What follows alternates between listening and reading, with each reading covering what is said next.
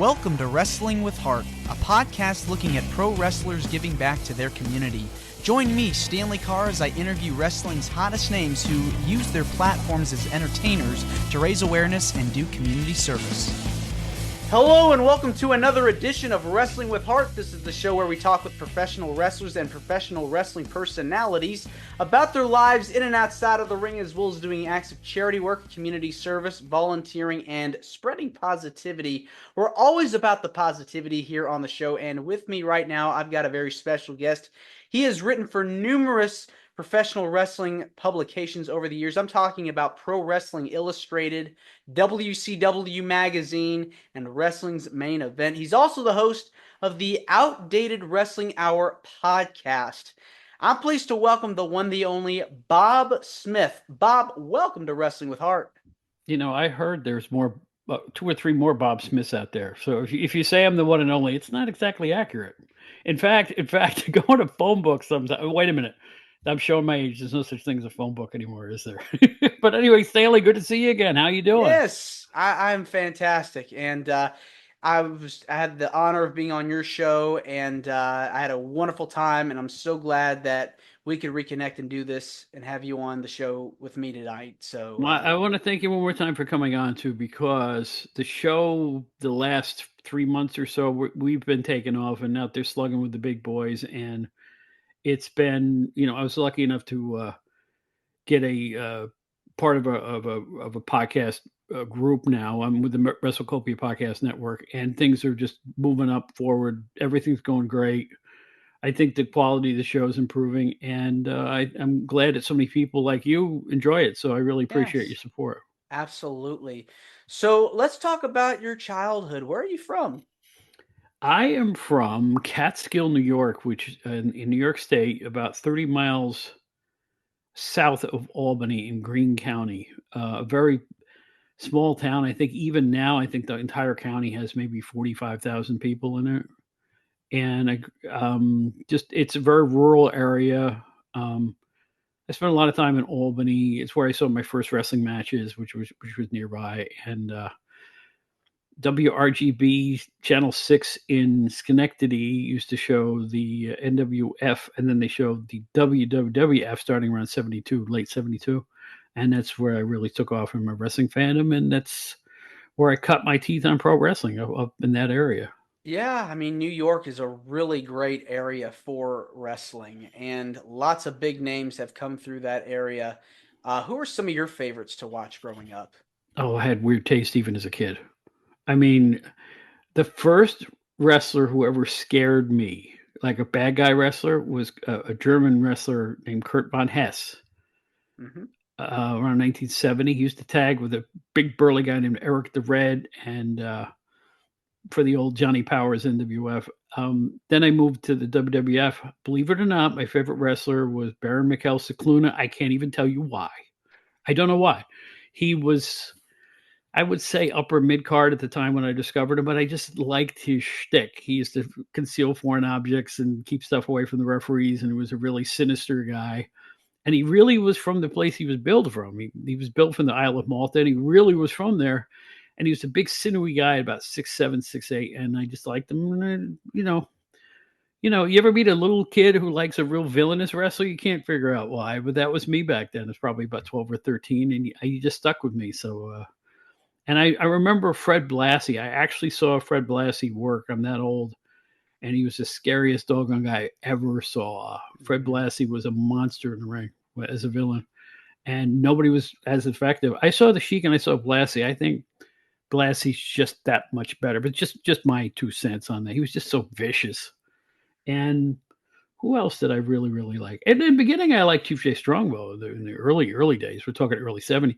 Believe it or not, he gets a bad rap. Early Strongbow from 72 to about 76 was a huge drawing guy.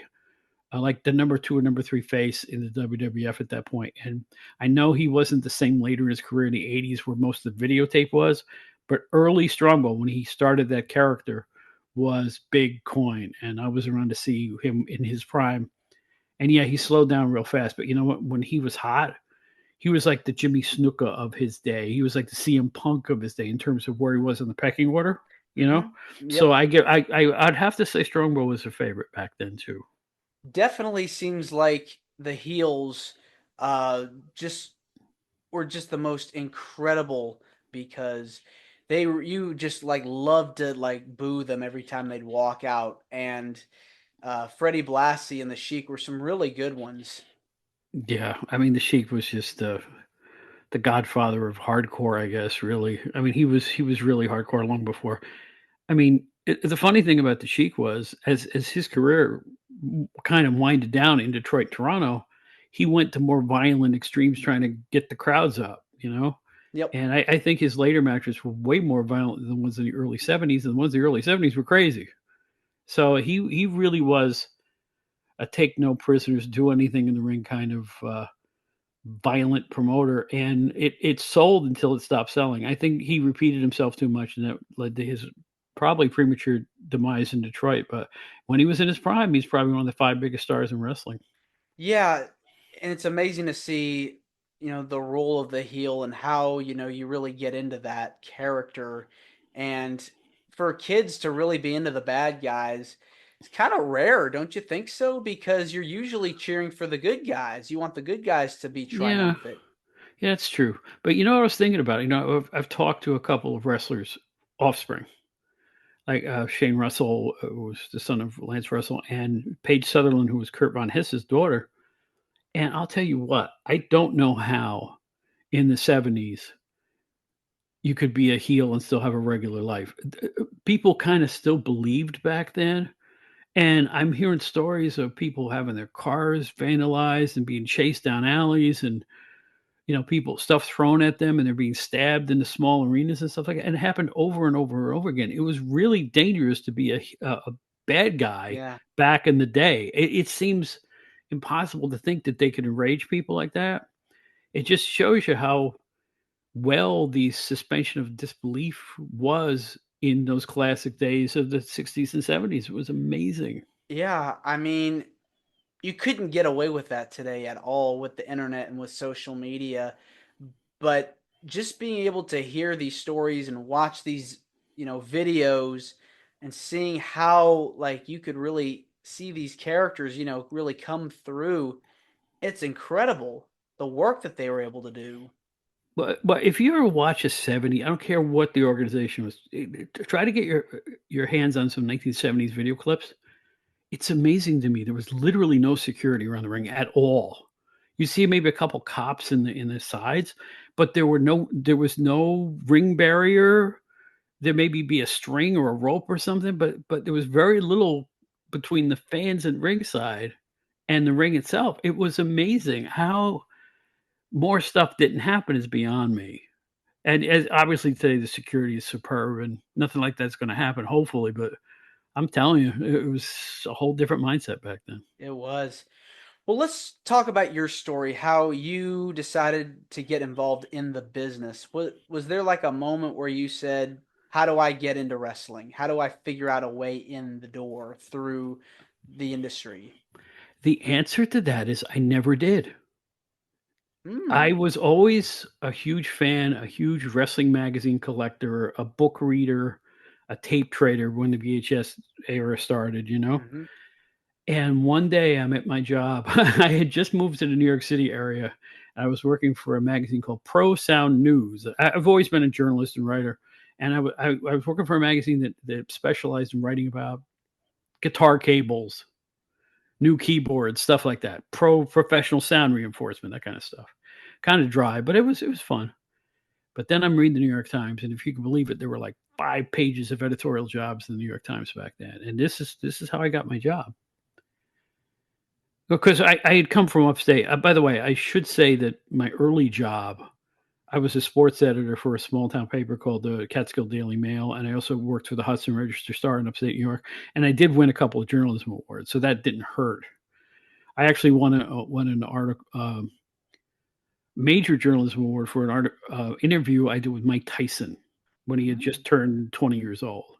And that's unbelievable resume fodder, Yeah, especially he was one of the biggest sports stars in the world at that point. So unbelievable. I'm sitting around home on a Sunday and I see this ad in the Sunday New York Times. It says 2 lines: editor slash writer wanted for sports entertainment pub. And I went, holy smoke, sports entertainment, that's wrestling. And the second line said, send clips and resume to box blah blah blah RVC New York. I said RVC Rockville Center. That's the publisher of Pro Wrestling Illustrated. Because you read the little text box in the beginning of every Mm-hmm. magazine. So I sent in my Tyson clips. I sent in the best stuff I had. I had a phone call on a Tuesday. Was hired by Friday, and I lasted there for about 7 or 8 years after that. I went. It was my first national magazine exposure and experience. I thought I walked in and knew as much about wrestling as anybody who worked there, and then I proved myself that I did. I got to work with Bill Apter and Craig Peters and Stu Sachs and Andy Rodriguez and Dave Rosenbaum, Roy London and Ken Morgan, the great art director, and incredible staff. We would churn out so much stuff, and I thought it was entertaining and fun and good. And 35 years later, people still say, "Do you remember when you wrote this?" And I say, "No." Okay, I'll send you a clip, and they send me a PDF of the stuff I had done way back then. The gratifying thing is people still remember those days like crazy, and I'm convinced that if they didn't remember, I wouldn't have a podcast now. Nobody would want to hear what I have to say, but they remember. I'm shocked, man. I just it's phenomenal to me how loyal wrestling fans are, even to the magazines. It's incredible. I remember the first time I ever started reading wrestling magazines, and that's to me the most exciting part when I started reading and flipping through is the articles that talked about, this wrestler's like on the rise. You think of guys like Kurt Angle or Eddie Guerrero, reading their, rise to fame and glory, especially like when you hear about, somebody like a Kurt Angle, making their way into the company and, it's maybe they're 6 months in and they talk about, this guy's going to be the next champion and hearing about it. And I'm just like, wow, this is pretty amazing. So with you, can you tell me like of any stories that you enjoyed writing during your time with PWI? Absolutely, and you just hit the nail on the head for me because one of the things I was tasked with doing for the Wrestler magazine, it wasn't just PWI, it was the Wrestler, Inside Wrestling, Sports Review Wrestling, Wrestling Hmm. Superstars. We had eight All or of them. nine titles. It was crazy. But I used to write the introducing features in every issue of the Wrestler for about 4 or 5 years, and I can say pretty pretty assuredly that I gave the first national publicity to Cactus Jack, Sid Vicious, Rob Van Dam. On the list went lots of people. I'd have to have a stack of books just to see which ones really took off. But there are so many people that because I used to in my free time I had free reign to go to any indie cards I wanted to see, and a lot of these guys were working indies. I had made a trip to Memphis, and I saw Rob Van Dam before he was Rob Van Dam. He's known as Rob Stakowski, right? And it was Hmm. one of the best opening matches I ever saw. He wrestled Nightmare Danny Davis in Memphis, and I came back and said I got to cover this guy. So I had a kind of free reign to introduce these young kids to the wrestling world. Some of them made it, some of them didn't. But you know what? I'm really happy with that. And my work on the PWI 500, I wrote the first two, right, in 1991 and 1992. I didn't write all. I didn't make the ratings for the top tens back then. I think the staff did those, but I did the whole rest of it and wrote up all the little bios and the impact that the PWI 500 has had to this day, I can't even understress it. It's astounding to me how serious people take that thing, and I think they still do now. It is interesting to read about the rankings. You talk about the PWI 500 and how much they've grown. They've got a women's one too, if I'm not Hmm. mistaken. Yeah, So hearing about who made the top 10, I mean, fans want to know like who's number one. one thing that gets me though is that fans and observers over the years would say things like, "Hey, it's all the promoters that told them to put this guy there and this guy over here, and the tag teams. It's all the pro." No, we really took it seriously as a sport. We would get clippings and match results from all over the country. Every Monday was results day, and Bill Apter would get results from all over the country, and Andy Rodriguez was on the phone with people, and I was on the phone with people, and every Monday we got results, and we would sit there and I would compile these wins and losses. So every top 10 you ever saw, including the top 10 rankings of the overall top 10 and the top 10s in the individual places, were all based on legitimate one loss records. I insist that was the case. No, no, some guy told me. I don't care what some guy told you. That's the way we did it. Everything was done as a sport. We were serious about that. And I just want people to know that. People think everything's all made up and fluffy and, oh, this is just because some promoter. No, absolutely not. I mean, it was, and the same goes for the results of the year-end awards. That was all the fans' choices, not ours. Guaranteed. I don't care what anybody says. That stuff was legit. So there you go. And you have to, I mean, it takes time to plan all that stuff out because you got to watch, all these different matches and Mm-hmm. watch out for certain wrestlers to see which ones would be up there, which ones, ranking them and everything. It's hard, I'd imagine with that. My life was consumed with watching VHS tapes every week, and we would get some from the promotions. Like back then, you got to remember it was the territory days too, so we had about 20 or 25 different places to watch TV from. Memphis and Smoky Mountain and Continental and various of all these IWA or IWCCW and the AWA, the NWA, the WWF, on down the list all the way around the country, Calgary and Portland, and just keep going. And I watched every frame of all the stuff that wasn't local. The local stuff I could watch on my own, but I would bring home stacks of videotape. And I didn't have much of a life because I was watching wrestling videos, but it was my job. I really enjoyed it, and somebody had to do it. And you know what? I'd rather do that than be a bricklayer. I mean, Yeah. I stepped into a job covering something I always had a passion for, and watching the tapes wasn't like a chore. It was fun. It was always fun. Yeah, I mean, it seems like, they say that if you love what you do, you never have to work a day in your life. And it seems like, being a part of that, watching and writing down, making those lists. I mean, that seems like it can be very enjoyable. Really was. It really didn't feel like work at times. And I will say this: the work could be hard because we had a lot to do. We did a lot of different magazines. We had a boxing department too. We put out all kinds of magazines in Mhm. GC London Publishing. I left in '93, I think it was, and I didn't get fired and I didn't quit. They moved. They sold the company to Kappa Publishing in Pennsylvania. I could not go. And young man, let me tell you, there was no internet, there were no cell phones, there was no computer. We didn't even have computers. We had a word processing system. Everything was stacks of papers on our desks. So you had to be in an office to keep a job like that. I couldn't stay. I wasn't moving to Pennsylvania. It was kind of like a cosmic bad luck thing, but it all worked out in the end. I mean, the company eventually, they moved and changed, and most of the staff left eventually, and time moves on. But I just consider myself fortunate to be there. There's 6 or 7 years I was there. It was just, I got to work with Bill Apter. Come on, Bill Apter's one of the nicest guys in the business, and Yeah. it's just, and I've been working with him lately too, and I'm just real lucky to know all these folks. I really am. Yeah, I mean, can't get any better than that working with your idols, your heroes, and getting to write about your favorite wrestlers. I mean, it's really awesome.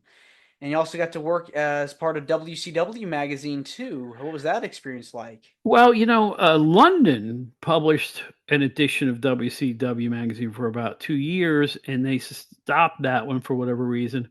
And a great guy named Colin Bowman picked up the second version. He hired me immediately and gave me the title of executive editor. It just meant I wrote a lot, really. That's all. But you know what? I got access to NWA and WCW in that period, and it was really interesting. I remember Kevin Nash was the booker at the very last card I went to, but if you go way back, Sid had just made a comeback there, and come on, Flair, the Four Horsemen, the whole 9 yards. Yeah, Sting. Sting. Oh gosh, yes, Sting. I mean, Sting was just a generational talent, and whoever thought he would last as long as he did, right? But I know. No, it was. I liked the bunch there, but they always had. Well, everybody knows this. They always had one management company, then another manager, then another head of whatever was going on. Bill Watson, Jim Hurd, on and on. Just went around in a Rotation. circle. Yeah, and they just rotated. I think the lack of continuity in that regard really hurt the whole organization as a whole, even into the WCW days. It's just, um, but they, eventually became a very worthy adversary to the WWF and created for some interesting times. We'll put it that way. What were some of your favorite articles that you got to write over the course of your career?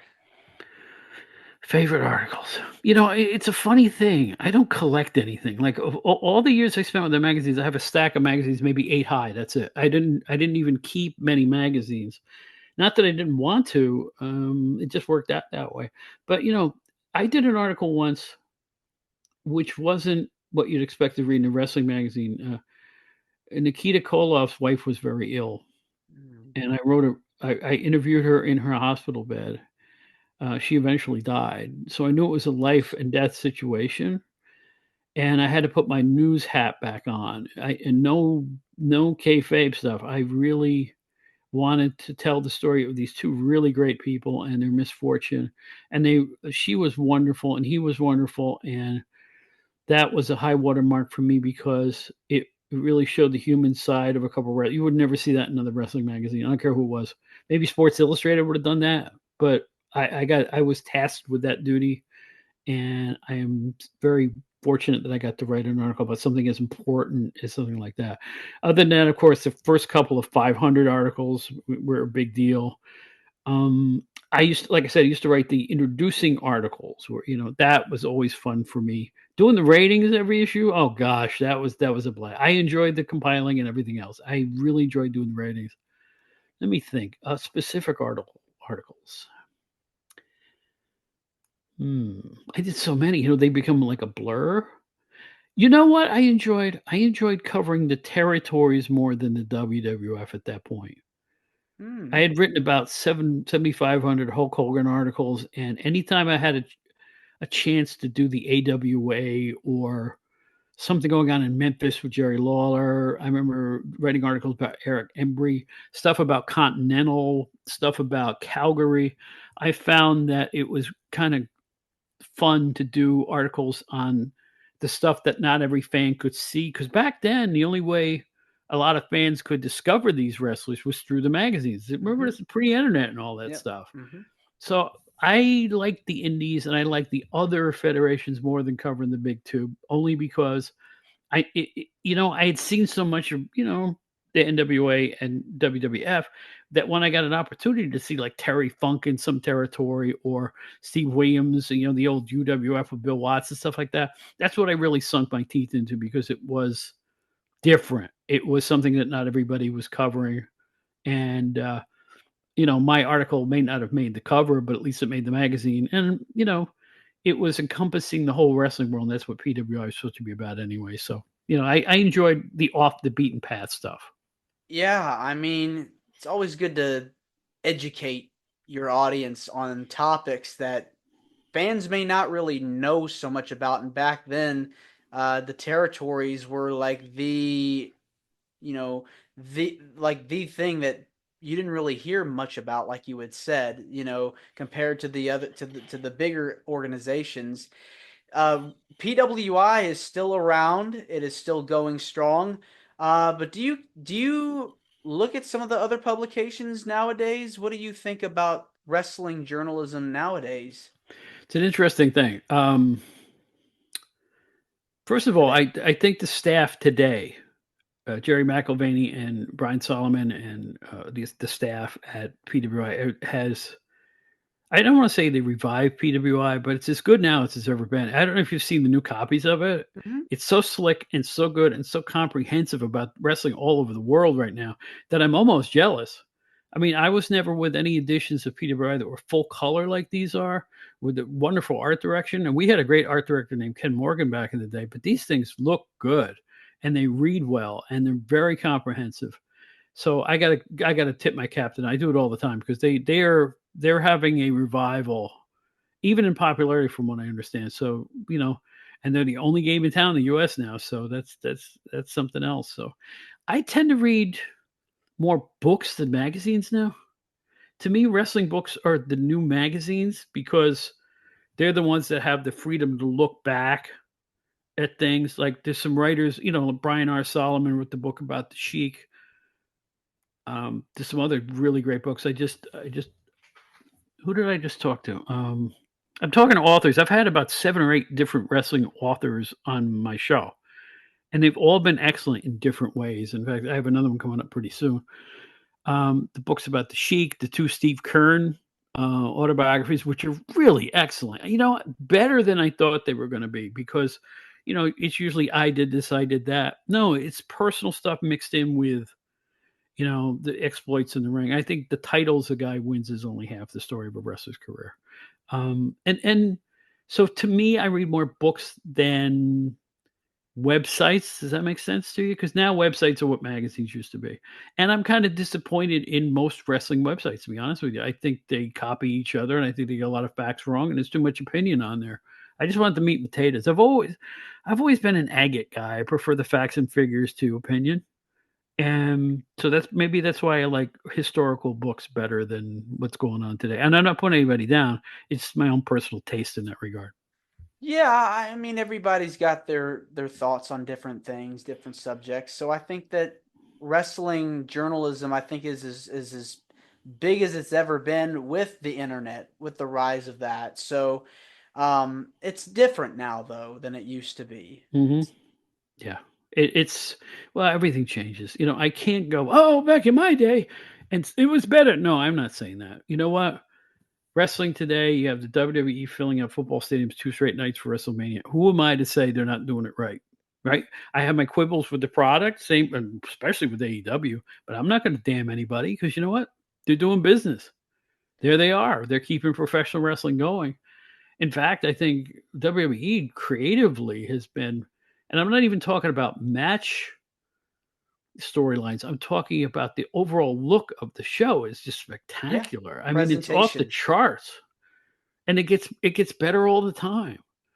It's starting to look more sports like, if that's even possible. Yeah. And to me, that's a real tip of the cap to everybody there, and Triple H and everybody else. It's in the creative there because you know what? They're doing a fine job. And you know what? The quality of the talent in WWE is just off the scale. I'm not one of those old guys going, I prefer Bruno. You know what? I look at today's athletes and I'm in awe of these people. It's tremendous to see the work that all these companies are doing Yeah. Yeah. because the athleticism is just it's on a whole nother level. But when I was I just went up about a month ago to the International Pro Wrestling Hall of Fame up in Albany, New York for their annual awards ceremony. And I met a young female wrestler named Kayla Sparks. And we talked, we discovered we lived close to each other back, I'm from upstate. She was too. We talked for a while. And I said, I went on YouTube. I said, let me look up some tapes. I went, oh my God. I'm like, how is she not in a major? And as it turns out, she's already done some work for WWE, already done some for AEW too. And I'm like, this is a star.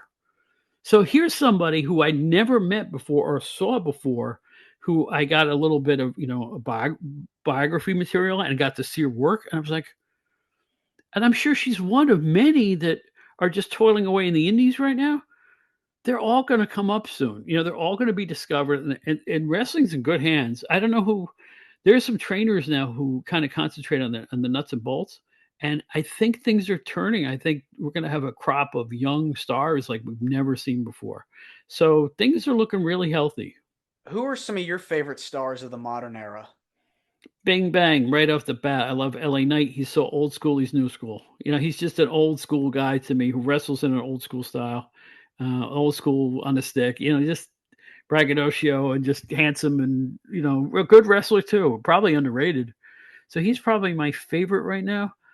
There's so many, I all of a sudden I'm a big fan of the Usos ever since they've gotten into this never ending storyline, which I'm not but they're good, they're entertaining.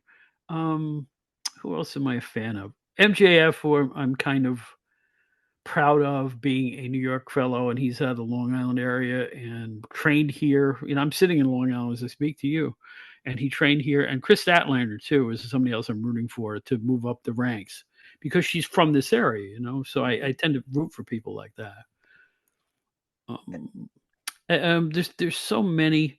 Gunther, please, 7 days a week and twice on Sunday. I think he's fantastic. I just do. He's really great. I could go on, but I'm still a fan like everybody else is, and I'm still tuning into the TV. I don't go to as many cards as I used to. That may change soon. I've got some stuff in the works, but we'll see what's going to happen in the weeks and months ahead. With podcasts, anything is possible. Yeah, I mean, the talents you just named, I mean, they're really, really great. They're really talented. And, especially, guys like LA Knight, Charisma, and MJF. Yeah, yeah. Another good one, like, their work really stands out. Gunther, of course. Well, Um, I think the key to a lot of these wrestlers is remember when they did this thing with him when he was like the head of the male models or whatever it was. What is it, mhm. about 2 years ago? Maximum Male Models. Maximum male model, and then he said, "No, my name is LA Knight." It's the same happened to Steve Austin. The same happened to a lot of wrestlers. When their real personality merges into their character is when they become big stars. It every single time. Cody Rhodes is not far from who Cody Rhodes is in real life. It's not somebody play acting. It's actually kind of them. Hmm. And I think when you see the insides of the wrestler as well as their athletic ability, that's when it's the whole package. Like Seth Rollins. I think there's a lot of Seth Rollins and Seth Rollins. It's just when it's them, when the real them starts to emerge from the character they're usually handed. That's when they become stars, and you see a lot of that in WWE right now. A lot of people are really stepping out and putting their best foot forward. Yeah, 100% agree. Let's switch gears and talk about some of the stuff you've done outside of the business. I know you are very passionate about the animal rescue stuff. Let's talk about that. What made you Yeah, decide to pursue that? well, it's just a natural thing. I met somebody and she was into dogs, and now I'm into dogs, and um, moving around the way I did in my youth, young adulthood, couldn't always have a pet. But now, in the last 20 years or so, I've had nothing but pets, and it's been the best period of my life in terms of just fun. And there is an organization. It's the largest animal sanctuary of its kind in the United States. It's called Best Friends, just that simple. And it's become the heart of a collaborative no kill movement. A lot of rescue groups and animal shelters around the country. Some of them are kill shelters, some of them aren't, and that means if the animal sits there long enough, they euthanize them. But there's a movement out to end that, and this organization, Best Friends, is at the forefront of pushing that idea into a national. It's like they're going to try to by 2025, their goal is to have the entire nation be no kill. Now, because this is a very, very big organization, it was founded in 1984. They're located in Utah. And if you ever get a chance to see the website, which by the way is bestfriends.org, just that simple, bestfriends.org, it is spectacular. Sprawling in beautiful Utah, and they have the most beautiful places. And it's not just dogs, it's dogs and cats and horses and pigs and birds and rabbits, and the list goes on. I'm serious. I've Yeah, it's never got a seen lot anything of them. quite like it. And they have life-saving centers all around the country. They have offices in Bentonville and Houston. I don't know where Bentonville is, so excuse me on that. But Los Angeles, New York City, and Salt Lake City. It's all over the country. But and they send out them when you're a member, like we've been for more than I'd say 15 years now. We're really serious about this. Um, they're doing their best to place these wonderful animals and give them good lives while they're at this incredible sanctuary, and spread their knowledge bank out in conjunction with other organizations so animals from all over the country get adopted through their auspices. It's fantastic. It's called, like I say, it's called bestfriends.org. If you love dogs, you love cats, and you have your own favorite animal at home like we do, you'll be into this. And it just feels good to know that there are real angels on this earth when it comes to animals. The links that some police departments and humane societies and even New York City has an animal component to the police department. the work these people do. You ever see a news report of a dog being rescued out of a well or something like? It's unbelievable how nice people can be, and it shows the best in humanity. And I'm all for that, and I'm all for Best Friends. They're an amazing organization. I hope just log on there, take a look at the unbelievable website, become a member if you're so inspired. I can't give them a higher recommendation. And you know what? It's no bull. They do what they say they do, and it's really great. Yeah, it seems like it's an amazing organization. Do you remember any events you can recall of going to the centers or partaking in any events to help raise money for any causes? I haven't been to Best Friends yet, but our plans is to go to Utah and spend a week or two, visit the people, talk to the people there, and learn even more about what's going on because we're such fans of it, and it looks like doggy heaven. I mean, it's a, we're huge dog and cat fanciers, and our goal as a vacation will be to go and visit. And you people can do that, by the way. You can come and visit, learn about the organization, and that's exactly what we're going to do. But well, like I said, we have been avid supporters for probably 15 years at this point, maybe longer than that. So that's where we're at with that. Yeah. So you had mentioned outside of that though, or in addition to that, you've also adopted pets as well? Oh yeah, lately we've taken to adopting senior pets, which is wonderful and awful at the same time because you'll adopt a lot of these animals were from all over the country. We had a dog that was from Tennessee. We had cats from different areas around the country, and the problem is you don't really know how old they are a lot. A lot of times a veterinarian will guess how old they are. We were told that one dog that we adopted was 7.5 and turned out to be all of 13, and we only got 18 months out of the poor old boy. But you know what? What we did was we made sure those last 18 months were the best time he ever had in his life. And the same goes for the cats. And we fell in love with this one Nebulon cat named Izzy, who we got 4 years out of, and it could have never been enough. But again, we didn't really know how old she was. The guess was that she was around 8 to begin with. So it's bittersweet because you have wonderful times with them, but you don't see the puppydom. You don't see all the stuff that goes along with being an adopter of a baby animal. But I will say this: it's somewhat gratifying to give an animal a great life on the way out. And I've known people that have adopted pets that are like dogs that are like 13, 14, 15 years old, and I think that's really being heroic because nobody wants an old dog, but they still get taken. And I wholeheartly recommend that if you want a pet but you don't want to go through the struggles of a wild little kitten or a barky little dog, try a senior pet because you can avoid the mess and still get a lot of fun out of them. So I don't know what Yeah. else to say other than that. Yeah, I mean, everybody deserves love. All creatures, humans, animals, we all deserve affection. And so I think that's really nice that you're able to do that and make the most out of it. Yeah, we're up to 5 now. 5 senior animals we've Five. adopted in Oh, total. Yeah. wow. Hmm. It's pretty cool, though. Yeah, like I say, nobody ever wants the old one, or the older one. Even they want the cute little puppy, the little kitten. But I will say that we've had 2 cats in a row that don't scratch the furniture. We'll put it that way. There are advantages to it. It's Yeah. like they don't. It sounds like a little thing, but anyone who's ever had a kitten will tell you they will run you ragged. Kittens. They will burrow into your furniture and you can't find them for a day and a half, and then they suddenly appear, and they will scratch up stuff and rip things apart. And little puppies will do that too. And Yeah. puppies have razor sharp teeth that can really sting. So Yeah. it's like you take the good with the bad. I mean, like I said, the dog we adopted from North Shore Animal League, that was a puppy and that was an adventure. She was hell puppy, but the greatest dog we ever had. She was fantastic. Her name was Belle, and we miss you, Belle. She was the best. She was a Mm. shepherd chow chow mix. I sound like such a softie, don't I? Jeez. That's adorable, you know? It really is. You gotta love them. You really do. What is it about animal rescue and giving back to your community that gives you the most joy? That's a good question.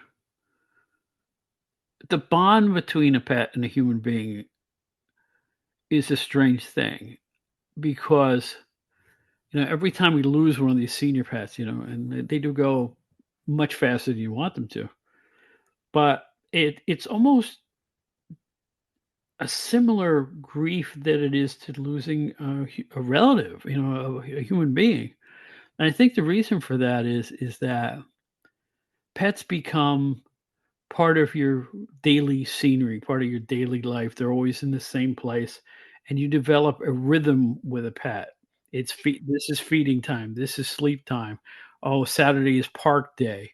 Sunday we're going to do this.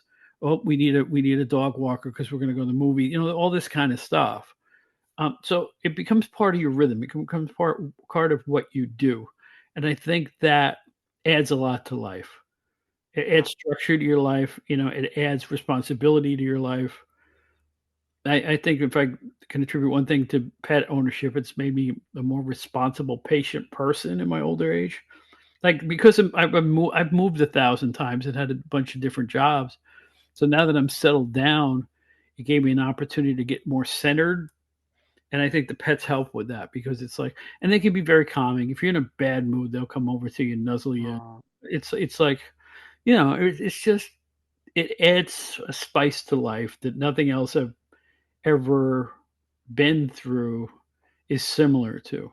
Sure. And it's great that people love each other, but I don't know, when a pet chooses you, it's a nice feeling. It And even if you definitely go is. and adopt a pet, but when the pet starts to really get fond of you, that's a bond that's unshakable. And they are loyal. That's the big thing. A dog is the most loyal creature on the face of the planet. I mean, it's almost incalculable how loyal. There are from the Hachi story in Japan all the way around the world, of the tales of the loyalty of dogs to their. I hate to use the master, but that's the term. Um, it's really heartwarming. It's just unlike anything else I've experienced in life. Yeah, it definitely seems like it is. Um, Before we go, let's talk about your podcast. What made you want to decide to get into podcasting and starting up the Outdated Wrestling Hour?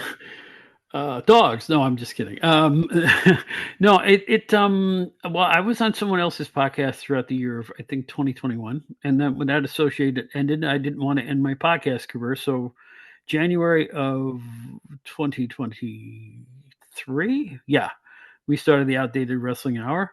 And we have, it just seemed like a natural extension of my old career.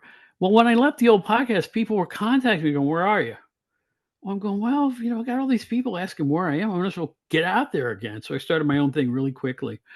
And we had some growing pains at the beginning, but I'm proud to state that it just keeps getting better and better in terms of our listenership and the amount of downloads and just the general recognition from other podcasters and wrestlers and the general public. That's the main thing.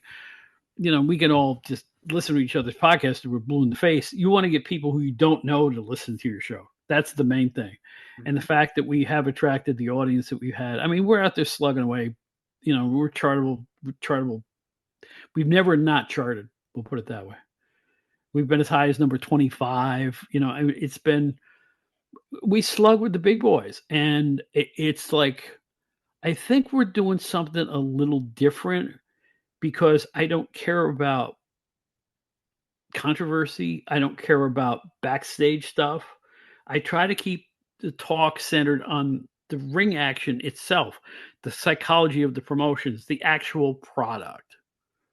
I don't care that, like when the CM Punk controversy was around and stuff in AEW, I don't care about the scuttlebutt. I don't care about the gossip. I don't care why Samantha Irvin left WWE. I don't care. It's the product that we center on. It's the ring psychology we talk about a lot, about what makes a good match and stuff like that. What makes a good pay-per-view.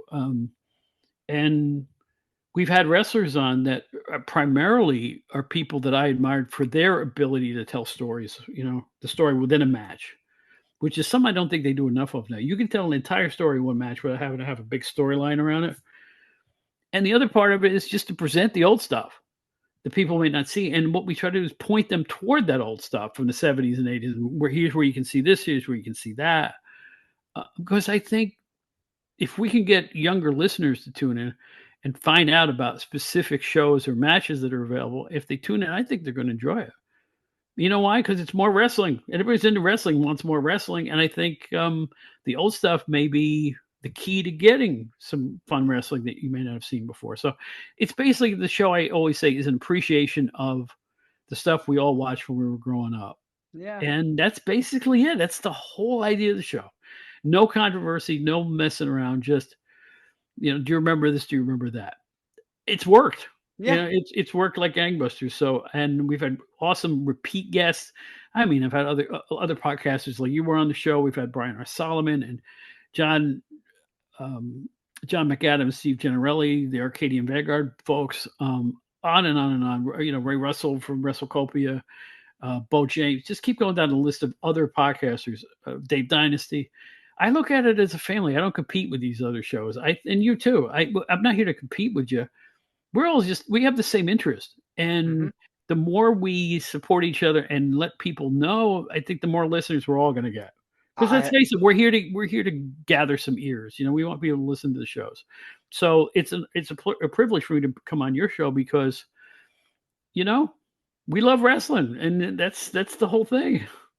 And it's also good to have variety. Some will talk about the backstage stuff. Others will talk about the in-ring action. Ours will focus on a little bit of everything, plus about the human element, Right. about giving back and everything else, the community service and the volunteering. So it's good to have a little bit of everything, a little bit of variety going because, that's what I feel like a lot of people want to see is different. It's not good to be the same. We want to have some different topics, different things to talk about. Yeah, but that's what makes your show so special too, is because it is a different tack. I mean, it's Thank like you. nobody thought of getting in. You're not really getting into the wrestler's private life, but you are finding out what makes them tick a little bit in terms of what they're interested in, how they're helping other people, and it also shows that wrestlers are people too. They're people too. They have a soft spot, even if they're a big burly villain. It's probably those are probably your best shows is when you have somebody who has a really mean countenance, and all of a sudden, well, no, I'm into helping this charity and that charity. It just shows that we're all in the same boat. We're all trying to do the best we can. Absolutely. Bob, this has been wonderful getting the chance to speak with you. It means a lot to me and to my listeners and viewers that are watching this on YouTube. I want to say thank you so much for coming on. Where can people find more about you, your podcast? How can people reach you? You know what? I have made it really easy. Go to your browser and type in the words "outdated wrestling." It's all you need. All of our stuff comes popping up. We have a website. It's outdatedwrestlinghour.buzzsprout.com. But you don't even need to do that. Just the phrase "outdated wrestling," which we parlayed into a second podcast, "outdated entertainment hour" too. So we're the outdated franchise. And outdated really means classic. It's just a goofy way of saying classic stuff. Yeah. But outdated wrestling hour or just plain outdated wrestling, I guarantee you it'll pop right up in your Google box and you'll be able to find out all about the show, find out where it's on the air. Just that simple. I'm sure it's the same with you. Somebody can just type your name in a Google, bang, there you are. Exactly. Well, Bob, thanks again, and you're more than welcome to come back. Hey, just ask.